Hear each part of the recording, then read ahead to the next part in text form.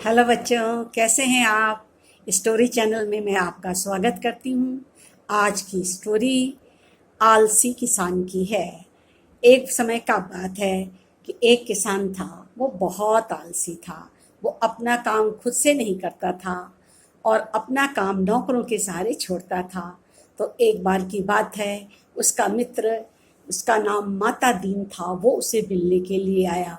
उसने पूछा, तुम्हारा क्या हाल चाल है, तुम कैसे हो, सब कुछ अच्छा तो चल रहा है। उस किसान ने कहा, हाँ सब कुछ ठीक ठाक तो चल रहा, पर इस साल मेरी फसल अच्छी नहीं हुई। मुझे चारों तरफ से अच्छी खबरें सुनने में नहीं आती। मेरा बहुत घाटा हुआ। अक्सर मेरे मेरे नौकर मुझे आके खबर बताते हैं कि खेत में इस बार अनाज कम हुआ, जानवर दूध कम देते हैं, और जहाँ पे अनाज बेचने को ले जाते हैं वहाँ से भी अच्छे पैसे नहीं आते। उसका मित्र समझ गया कि इसके नौकर और इसके काम वाले इसके साथ धोखा कर रहे हैं और ये स्वयं जाकर के चीज़ों को नहीं देखता है। उसने उसको सलाह दी, कहा, देखो मैं आपको एक बात बताता हूँ, आप अगर उसका पालन करेंगे तो तुम देख लेना कि पहले से भी अधिक अमीर हो जाओगे। तो उसने कहा, ऐसा क्या है, आप मुझे बताइए, मैं उसका पालन करने को तैयार हूँ। उसने कहा, इसके लिए तुम्हें अपना आलस छोड़ना पड़ेगा और सुबह ब्रह्म मुहूर्त में उठना पड़ेगा। लेकिन वो क्या चीज़ है जिसके लिए मुझे ऐसा करना पड़ेगा। उसने कहा, एक सफ़ेद हंस मानसरोवर से उड़ उड़ करके आता है और फिर वो खेतों में, खलिहानों में, भंडार घर में, बाजार में दिन के 2 पहर तक शहर में रहता है। उसके बाद फिर उड़ के वापस चला जाता है। तो उसने कहा, अच्छा, उस हंस का जो कोई दर्शन कर लेता है तो वो धनी बन जाता है। अब उसमें बड़ा खुशी जागृत हो गई, बड़ा उत्साह हो गया कि अरे, मैं ऐसे हंस के किसी प्रकार दर्शन कर पाऊँ ताकि मुझे बहुत सारा धन मिल सके। उसने कहा, ठीक है, आज आप जाइए और कल मैं सुबह होते होते पहले ही वहाँ पहुँच जाऊँगा और उस हंस के दर्शन अवश्य कर लूँगा। ऐसा कह करके वो सुबह होने का इंतजार करने लगा। जैसे ही उसका मित्र गया, उसे चैन ही नहीं पड़ी। उसने जल्दी जल्दी अपने सारे काम निपटाए, खाना खाया और जल्दी से सो गया।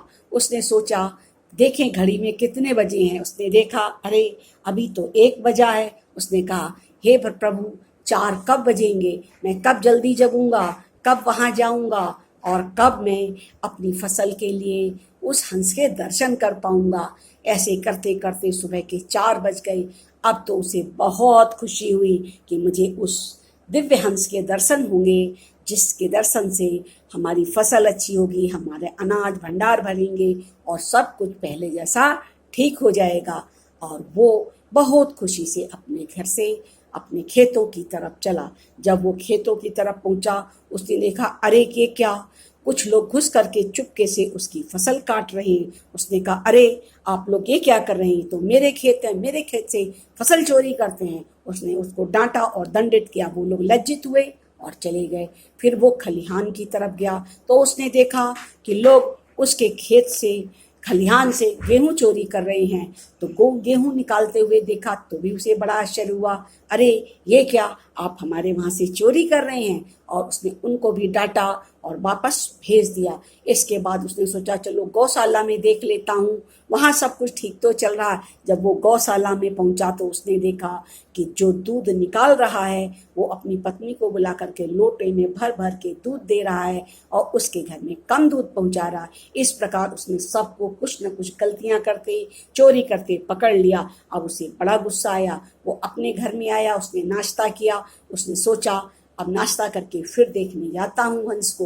अब वो बाजार पहुंचा तो उसने देखा जो उसके माल के बोरे बाजार में गए थे, उसका कम पैसे में सौदा किया जा रहा था और बिचौलिए उसका पैसा बीच में ही खाए जा रहे थे। उसने वहां जाकर उन सबों को रोका। ऐसा करके जब वो घर में आया तब तक 2 पहर बीत चुके थे और वो विश्राम करने लगा। अब उसने सोचा, अगले दिन मैं सुबह उठ करके उन विशेष हंसों के दर्शन जरूर कर लूँगा जो इतने दिव्य हैं, जो पृथ्वी पर मानसरोवर से घूमने के लिए आते हैं और हम सबों को दर्शन देके धन्य करते हैं।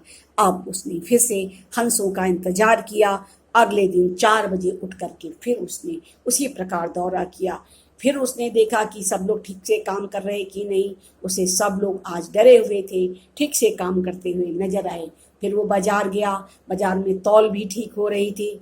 जब वो घर लौटा तो उसे बहुत अच्छा लग रहा था कि आज उसके साथ कोई धोखाधड़ी और बेईमानी नहीं हुई है। इसके बाद सुख चैन से वो फिर आराम करने लगा। उसने सोचा 2 दिन हो गए, हंस तो मुझे देखने को नहीं मिला, पर मेरा कारोबार तो ठीक चलने लगा। उसके बाद तीसरे दिन भी गया और फिर भी वही हाल रहा, उसे कोई हंस नहीं मिला। और वो फिर अपने खेत खलिहान बाजार सब देख करके गौशाला अपने घर लौट आया।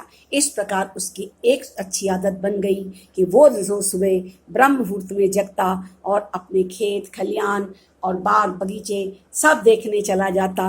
उसकी फसल अब अच्छी हो रही थी और वो काफ़ी खुश रहने लगा था कि उसके पास अब अच्छी तरह से पैसा आ रहा है। उसके दिन पहले जैसे लौट आए और फिर वही अपने मित्र को याद करने लगा।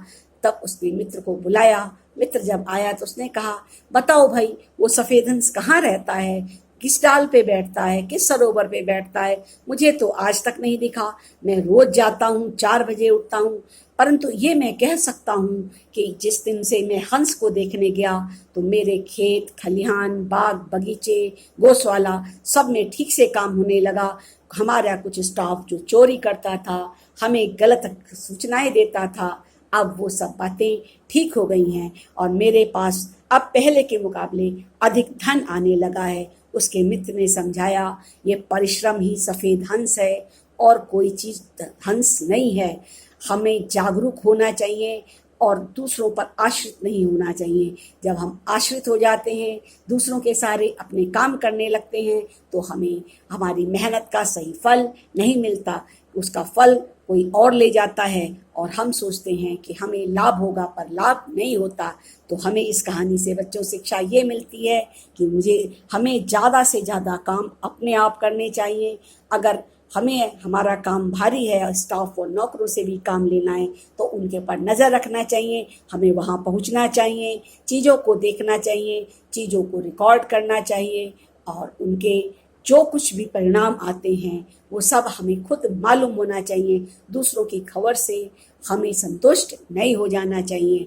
ऐसी शिक्षा उसके मित्र ने हंस के माध्यम से दी, जो कि बिल्कुल उचित शिक्षा थी। उस दिन से उसने तो अपना आलस्य छोड़ दिया और मैं इस कहानी से आप सबों को शिक्षा देती हूँ कि हम सबों को किसी को भी आलसी नहीं होना चाहिए, अपना काम खुद करना चाहिए। मेहनत ही सफ़ेद हंस है और कोई चीज़ सफ़ेद हंस नहीं है। तो हम परिश्रम करेंगे और विजय हासिल करेंगे। तो आज की स्टोरी शिक्षा देने वाली कि परिश्रम में फल है। बच्चों, ये कहानी कैसी लगी तुम हमें बताना। तुम हमारे चैनल को लाइक करते हो, सब्सक्राइब करते हो, बेल का आइकन को दबाते हो, शेयर करते हो, ये सब मुझे बहुत अच्छा लगता है। इसी प्रकार तुम अपना प्रेम बनाए रखना। मैं नई स्टोरी के साथ फिर मिलूँगी। तब तक के लिए बाय बाय। जय हिंद, जय भारत।